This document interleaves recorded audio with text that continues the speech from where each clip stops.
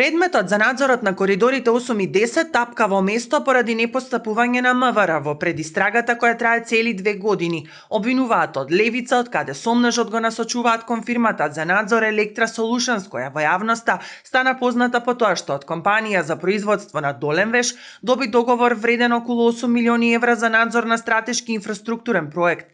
Левица сега алармира за промена во собственичката структура на оваа компанија. Се менува собственичката структура во фирмата за надзор Electra Solutions и нов собственик станува Бојан Савевски, кадар на ВМРО ДПМН и поранешен соработник на Коце Трајановски.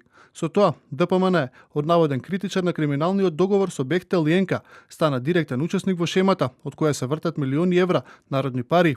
Велат од левица и повлекуваат паралела и со поранешниот вице-премиер Артан Груби, за кого велат дека институциите воопшто не реагирале. Во меѓувреме од МВР за ТВ24 одговараат дека по наредба на основното јавно обвинителство за гонење на организиран криминал и корупција се преземаат мерки и активности за анализа на обемната документација.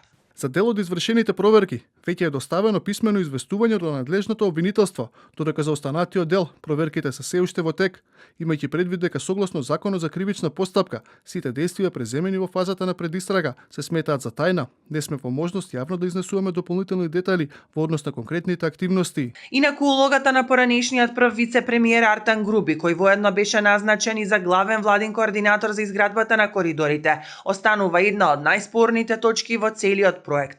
И покрај бројните јавни прозивки и поднесени иницијативи, надлежните институции досега немаат преземено конкретни чекори кон Груби, кој беше главен владин координатор за проектот и една од клучните фигури во договорот со Бехтел Ленка вреден над 1,3 милиарди евра, кој од старт беше проследен со контроверзии, од криењето на договорот и законските измени до изборот на конзорциумот за надзор во кој беше и Electra Solutions како и компанијата Euroconsult, чиј собственик пак претходно беше уапсен во Ерменија токму за малверзации со патни инфраструктурни проекти.